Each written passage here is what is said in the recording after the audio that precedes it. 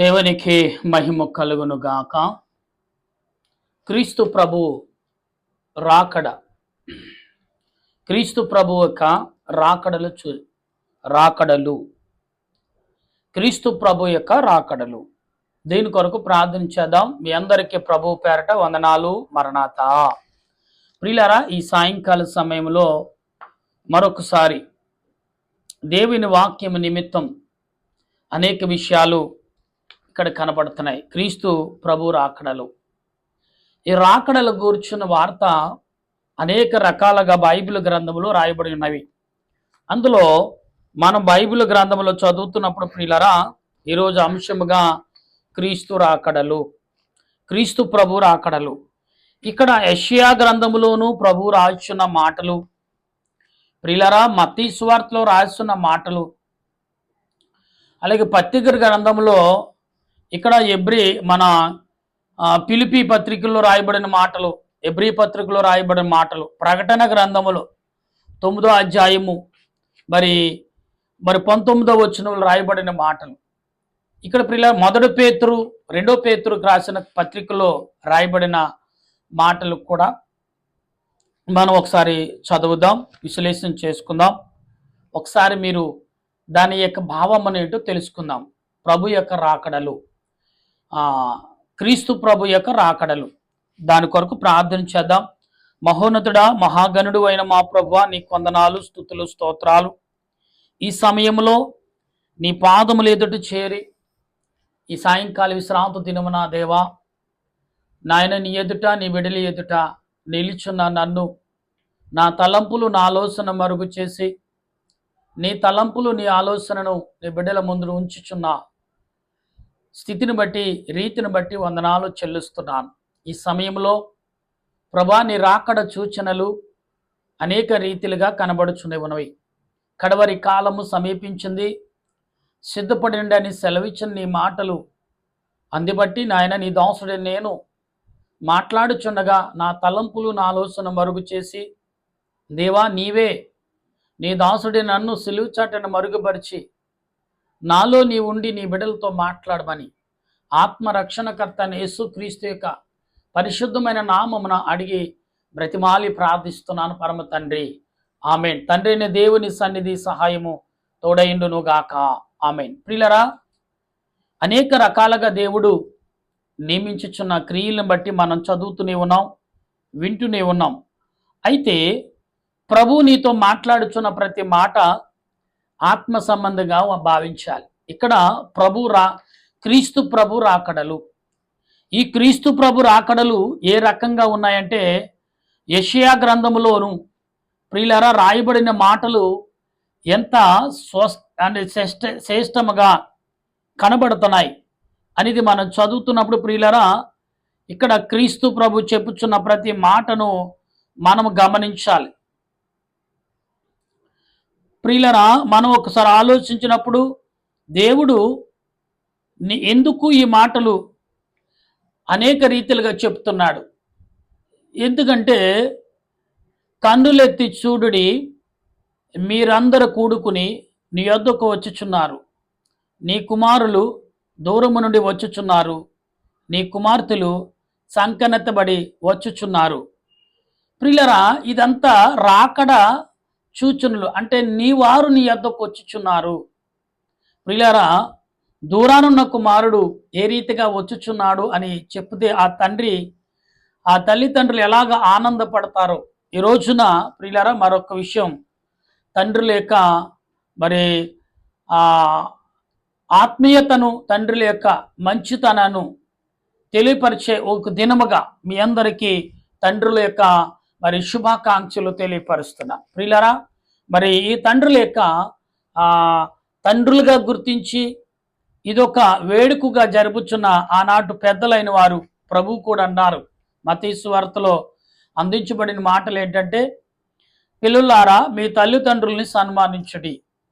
ఈ మాటలు ఆత్మ సంబంధమైన దేవుడు అందించిన మాటలుగా మనం భావించాలి. ఎందుకు అంటే, పరిశుద్ధాత్మ దేవుడు నీతోనూ నాతోటు మాట్లాడుచున్నారు అంటే ఆత్మ సంబంధ మాటలుగా మనం భావించాలి.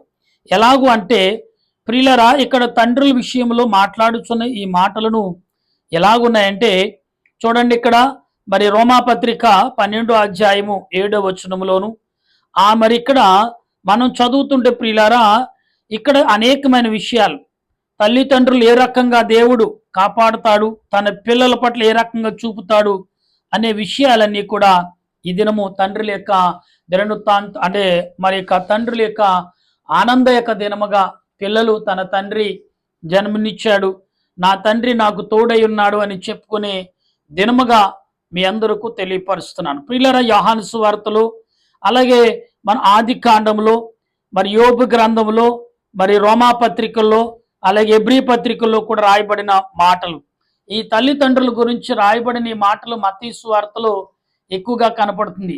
ఎందుకంటే పిల్లలారా మీ తల్లిదండ్రులను సన్మానించుడి అనే మాటలు. మీ అందరికీ తల్లిదండ్రులైన వారందరికీ కూడా నా హృదయపూర్వక ఒక తండ్రిగా శుభాకాంక్షలు తెలియపరుస్తున్నాను, శుభాలు తెలియపరుస్తూ దేవదేవుడు మీ అందరికీ తోడైండును గాక. దేవుడు మీ కష్టములు, మీ శ్రమను, మీ బిడ్డల కొరకు పడుతున్న శ్రమ, మరి ఆ యొక్క ఆలోచన తలంపులన్నీ కూడా దేవదేవుడు ఇంకా అధికంగా బలపరిచి మీ ఆయుష్ను దీర్ఘాయుషుగా చేసి ఆయన రాకడకు మిమ్మల్ని సిద్ధపరచును గాక. ప్రియులారా, ఇక్కడ యెషయా గ్రంథంలో మనం చదువుకున్న రీతిగా 60వ అధ్యాయము 4వ వచనము చెప్పుకున్నట్లు, మీ పిల్లలు నీ యొద్దకు వచ్చారు, వారి పిల్లలను ఎత్తుకుని మరి నీ యొద్దకు వచ్చేదురు అనే మాటను కనబడుతుంది. అంటే ప్రియులారా, రాకడ సూచనలు ఇక్కడ కనబడుతున్నాయి. అవును, ఈ రోజుల్లో లోకంలో జరుగుతున్న ప్రతి క్రియ ఎలాగుందంటే క్రీస్తు రాకడ అనే ఒక సూచక్రియలు జరుగుతున్నాయి. యుద్ధాలు అయిపోయినాయి అనుకున్నారు. మొదటేమో ఉక్రెయిన్ రష్యా మొదలుపెట్టిన తర్వాత ఏమో చూడండి యెరూషలేమును సిరియా మధ్యన యుద్ధాలు కొన్ని రోజులు జరిగినాయి, ఆగినాయి అనుకున్నాం. అయితే చర్చలు జరిగినప్పటికీ అది ఎంతంత మాత్రం అయింది. ఇప్పుడు ఇండియాకును పాకిస్తాన్ కూడా యుద్ధం జరిగింది. అందులో కొంతమంది వారు చనిపోయారు, మనవారు కూడా కొందరుగా చనిపోవటం విషయం. అయితే ఇక్కడ కొన్ని మంచితనముగా చర్చలు జరిగినట్టుగా, ఇది ప్రశాంతమైన వాతావరణంగా ఉన్నట్టుగా కనబడుతుంది. ఇక్కడ మానవులు జీవించుటకు ఆదాయము తగ్గుతుంది, తన యొక్క భావములు తగ్గుతున్నాయి, ఖర్చులు పెరుగుతున్నాయి, అనేక రకాలుగా శోధనలు కూడా వేకమవుతూనే ఉన్నాయి. అయితే ప్రియులారా, మనం ఇక్కడ గమనించాలి, యేసు ప్రభు నీతో నాతో మాట్లాడుతున్నది ఏంటంటే రాకడ సూచన. ఎందుకు అంటే ఈ లోకంలో తండ్రులుగాను తల్లులుగా జీవించిన మనమందరమును పరిశుద్ధాత్మ చేత నింపబడి జీవించుచున్నవారు. అయితే ఈ లోకాన్ని విడిచి వెళ్ళినప్పుడు ఏమండి, మనం పరలోకం నుంచి భూలోకానికి ఒక తల్లి గర్భంలో ప్రవేశించాం, ఆ తల్లి గర్భం నుండి భూలోకము ప్రవేశించాం. ఈ భూలోకం నుండి మరలా తల్లి తండ్రి యొక్క స్థానముకు చేరవలసిన మనం ఈ మధ్యన జరుగుతున్న ఈ సంఘటనలన్నీ కూడా ఏమవుతున్నాయంటే అపవిత్రపరిచి నిన్ను చేరవలసిన చోట చేరకుండా ఆపుతున్న శక్తులు కొన్ని భూలోకంలో ఉన్నాయి. ఆ శక్తులే మరి చూడండి అంతరాత్మ అంటే అంధకార శక్తులను, దురాత్మ శక్తులను ఈరోజు నిన్ను నన్ను ఆపుతున్నాయని భావం కనబడుతుంది. మత్తయి సువార్త మనం చదువుతున్నప్పుడు ప్రియులారా, ఈ మత్తయి సువార్తలో కనబడుతున్న ఈ మాటలని మనం ఒకసారి చదువుతున్నప్పుడు 25వ అధ్యాయము మనం మొదటి నుండి ఒక్కసారి చదివితే ఇక్కడ మొదటి వచనంలో కనబడుతున్న ఈ మాటలు ఎలాగున్నాయంటే, మరి ప్రభు యొక్క 25వ అధ్యాయంలో పరలోక రాజ్యము తమ దివిపుట పట్టుకుని పెండు కుమారు ఎదురు బయలుదేరిన 10 మంది కన్నికలు పోలి ఉన్నది. ప్రియులారా, ఈ చరిత్ర మీ అందరికీ తెలుసు. ఈ 10 మంది కన్నికలు 5గురు ఎత్తబడ్డారు, 5గురు విడవబడ్డారనే విషయం తెలుసు. అయితే ఇక్కడ మరి మనం రాసిన మరి పత్రిక అపోస్తులైన పౌలు కొలింథీ, మరి ఇక్కడ పత్రిక గ్రంథంలో రోమా పత్రికలో కూడా మనం చదువుతున్నాం, కొలింథీ పత్రికలో చదువుతున్నాం, ఎబ్రీ పత్రికలో చదువుతున్నాం. ఇక్కడ 2 పేతురు రాసిన పత్రిక 3వ అధ్యాయంలో కూడా మనం ఒకసారి ఆలోచన కలిగినప్పుడు ప్రియులారా, ఇక్కడ ఈ రెండో రాసిన కొలింథీ ఈ పత్రికలు 2 రాసిన ఈ పత్రికల్లో రాయబడుతున్న ఈ మాటలు ఏమంటే 3వ అధ్యాయము ఇక్కడ 7వ వచనం చదువుతున్నప్పుడు ప్రభు మాట్లాడుతున్న ఈ మాటలు మనం ఒకసారి ఆలోచిద్దాం.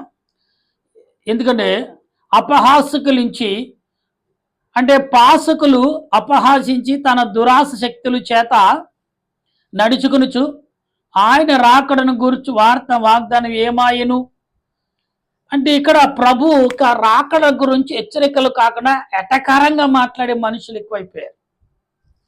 ఇక్కడ 2 పేతురు రాసిన పత్రికలో 3వ అధ్యాయము 7వ వచనంలో 4వ వచనంలో 7వ వచనంలో మనం ఈ మాటలు కనబడుతున్నాయి. ఇంకా కొంచెం లోతుగా చదువుతున్నప్పుడు ప్రియులరా మనం అదే వాక్యం అడ్డము చేయబడి ఉన్నది. అంటే ఇక్కడ మనం ఒకసారి గమనించాలి. ఇక్కడ ఎందుకు అంటే ప్రభు ఎందుకు ఈ మాటలు ఆ తీర్పును నాశనమును జరుగు దినము వరకు నిలవ చేయబడినవి అది ఏదే వాక్యము అంటే అదే వాక్యం భద్రం చేయబడిన రాకడ కూర్చున్న వార్త నశించుచున్న వారికి వెర్రితనముగా ఉంటుంది, కానీ రక్షించబడుతున్న వారికి మాత్రం తాటగా కనబడుతుంది. ప్రియులారా ఒక్కసారి మీరు ఆలోచించండి. దేవుడు తండ్రులను తల్లిదండ్రులకు పిల్లలకు నేర్పవలసిన విశేషం ఏంటంటే మనము ఒక యాత్రికులము, ఒక ప్రయాణములో ఉన్నాము అనేది చెప్పటం మానేసి ఇది రావరే నేను ఎలా సంపాదించాను, నేను ఎలా జీవించాను, నువ్వు దానికంటే బెటర్గా జీవించు అంటారు. మంచిదే, చెప్పటంలో తప్పు లేదు. ఎందుకంటే దేవుడు ఆదిలో ఆదామును చెప్పిన మాట ఈ భూమంతటిని నీ సంతానంతో నింపన్నాడు. తర్వాత అదే వాగ్దానం అబ్రాహాముతో చేశాడు. ఇసుక సముద్ర పక్క తీసుకెళ్ళి ఆ ఇసుక రేణి లెక్కట్టమన్నాడు. ఎవరు? దేవుడు అబ్రహామును. అయితే ప్రభు నా సాధ్యం కాదు, అటువంటి సంతానం నీకు ఇస్తాను, అంత సంతానమును నీకు ఇస్తానని ఆనాడు వాగ్దానం చేశాడు. ఈనాడు భూమి మీద ఉన్న ప్రజలందరూ చిన్న చితుకు అన్ని జాతుల వారు, అన్ని దేశాల వారు, అన్ని పట్టణాల వారు, అన్ని పల్లెల వారు చూసుకుంటే 800 కోట్ల ప్రజలు. 800 కోట్ల ప్రజలు ఇక్కడ ఎంతమంది ప్రభుని ఎరిగిన వారు అంటే అందరిలో 800 కోట్ల ప్రజల్లో దేవుని ఆత్మ సమృద్ధిగా ఉంది. కానీ అపవిత్రమైన దురాత్మ మొదటది ఎవరిని ఆశ్రయించిందంటే మొదట దేవుని ఆత్మను పొందిన తర్వాతే అతడు అవతల వారిని ఆవరించుకుంటుంది. ఎందుకంటే అవతల ఆత్మ లేకుండా వాడు ఏమి చేయలేడు. దేవుని ఆత్మను లోబర్చుకుని తన స్వధముగా చేసి తన స్వశక్తితో బంధించి వాడి ఆత్మను ప్రవేశపెట్టి కార్యములు చేస్తున్నాడు సాతానుగాడు. ఇలా దేవుని ఆత్మ బలమైంది కాదండి అనుకోవచ్చు, కానీ మనం చేసే క్రియలు, మనం మాట్లాడే మాటలు, మనం చేసే పనులు ఏమైతున్నాయో దేవుని ఆత్మకు బలము కంటే బలహీనత ఎక్కువైపోతుంది. ప్రియులరా, ఒక మనిషి ఆహారము బలమైన తింటే మంచిదే, తిన్నది జీర్ణమయ్యి ఇరోషంగా వెళ్ళిపోతున్నప్పుడు ఆ మనిషి తిన్న ఆహారం లేకుండా శక్తిహీనుడైపోతాడు. ఆహారం రోజు తింటాడు, తిన్ని కొన్ని నిమిషాలు, కొన్ని సెకండ్లలో లేదా 1-2 గంటల్లో అది మోసం తవ్వుతే ఆ మనిషిలో ఉన్న శక్తి అంతా కూడా శక్తిగా మారకముందే తన జీవనంలోండి శరీరంలోండి మరి అరగటం మొదలు అది నీటిగా జీర్ణం బయటకు వచ్చేస్తుంది. అంటే అది ఎంత శక్తిని తీసుకోవాలి, శరీరం శక్తి కూడా అందకుండా బయటికి డెలివరీ అయిపోతుంది. పిల్లలు ఈ రకమైన మాటలు ఎందుకు చెప్తున్నానంటే ఇలా ఆత్మ సంబంధమైన క్రియలు మనం పొందకపోతే ప్రభు యొక్క రాకడలోను మనం ఎదుర్కోలేని పరిస్థితి. అందుకే ఈ లోకంలో తల్లిదండ్రులైన వారు తల్లిదండ్రుల యొక్క పండగను, తల్లిదండ్రుల పండగను మనము తల్లిని సన్మానించటము, తల్లిదండ్రులు సన్మానించటం దినాలుగా మనం పాటించుకుని చక్కగా కాసేపే లేదా ఆ రోజే చేస్తున్నావేమో. కానీ అది కాదు. జీవితకాలం మన తర్వాత మన పిల్లలు కూడా ఆ రకంగా మన తల్లిదండ్రులు గౌరవించాం, తర్వాత మన పిల్లలు మనల్ని గౌరవించారు, వారి పిల్లలు వారిని గౌరవించారు. ఇది ఒక చైన్ లింక్గా వెళ్ళాలి. కానీ దీన్ని బ్రేక్ చేస్తుంది ఎవరంటే మన ఆలోచనను, మన మాట తీరు, మన క్రియలే సాతానికి అవకాశం ఇచ్చి వాడికి అనుకూలంగా మనం పనిచేస్తున్నాం. అందుకే క్రీస్తు ప్రభు యొక్క రాకడలను మనం తెలుసుకోలేకపోతున్నాం. ఎన్నో రకాలు విధములు రాకడ తలంపులు. ఇక్కడ 10 మంది కన్యకులు ఉన్నారు, కానీ వారి 5గురు ఎత్తబడ్డారు. అయితే ప్రకటన గ్రంథములో మనం చదువుకుతున్నప్పుడు ప్రియులరా ఇక్కడ 9వ అధ్యాయము మనము 19వ వచనంలో చూసినప్పుడు దురాత్మ వచ్చినప్పుడు దేవుడు ఈ భూమిని ప్రమాదంగా మార్చిపోతున్నాడు. అది ఎలాంటిదంటే ప్రియులరా మనం చదువుతున్నప్పుడు ఈ ప్రకటన గ్రంథంలో ఈ 9వ అధ్యాయంలో మనం చదువుతున్నప్పుడు ప్రభు మాట్లాడుచున్న ఈ మాటలని ఒకసారి మనం ఆలోచించాలి. ఎందుకంటే దేవుడు ఇక్కడ మహాశక్తితో కూడిన అంటే ఇక్కడ ఎలాగున్నాయంటే వాటి నోటులో నుండి ఇక్కడ 17వ వచనంలో అంటున్నాడు, సముద్రం నుంచి ఒక మృగం వస్తుందంట, వాటి నోటు నుండి చాలా భయంకరమైన అగ్ని బయలువెళ్తుందంట అంటున్నాడు. ప్రియులారు ఇక్కడ ఏమంటున్నాడు, మనం అంశంలో చూస్తే అగ్ని దోగు బయలువెలుచున్నను, ఈ 3 దెబ్బలు అంటే ఇది ఈ దురాత్మ చావు దెబ్బ తిన్నది అయి ఉన్నది. ఈ చావు దెబ్బ తిన్నది కొంచెం దెబ్బ మానుకోగానే, ఎవరైనా చూడండి దెబ్బ తగిలిన వాడు కొంచెంగా కోలుకుంటే, అబ్బాయి లేదు నేను పని చేసుకోవాలి, ఆ పని చేసుకోవాలి, ఈ పని చేసుకోవాలి అనుకుంటా. డాక్టర్ గారు ఏమంటారు, 10 రోజుల్లో దెబ్బ తగ్గిపోతుంది, కానీ 20 రోజులు రెస్ట్ తీసుకోమంటాడు. ఎందుకంటే దెబ్బతో పాటు అతను ఆరోగ్యం కలిగి ఉంటాడు, పుష్టి కలిగి ఉంటాడని. అయితే ఇక్కడ ఏమంటున్నాడంటే, సావు దెబ్బ తగిలిన సాతానుగాడు అగ్నిని, కక్షను వెళ్ళగక్కే సమయం ఇప్పుడు అదే జరుగుతుంది ఈ భూమి మీద.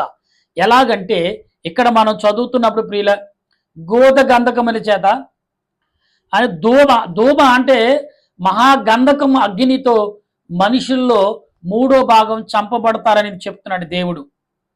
ఆ గొర్రెల బలము వాటి నోళ్ళ యందును వాళ్ళ తోకలైంది ఉన్నది. ఎందుకనగా వాటి తోకలు పాముల వలె ఉండి తలలు కలిగినందున వాటి చేత హాట ఆనిచేను. ప్రియారంటే దేవుడు ఆజ్ఞాపించిన ఈ యొక్క గుర్రములు, వాటి తోకలకు నోరులంట పాముల వలె ఉండిన ఎంటుకలు, తన తోకకేమి ఎంటుకలు ఉంటాయి, అవి పాముల్లాగా మారి తన తలలో పాము తలలో మారి విషము కక్కి కాటు వేస్తాయంట. అది 7 ఏండ్లు అనగా ఉంటుందనేది, శ్రమ ఉంటుందని ఇక్కడ మన వచనాలు చదువుతున్నాం.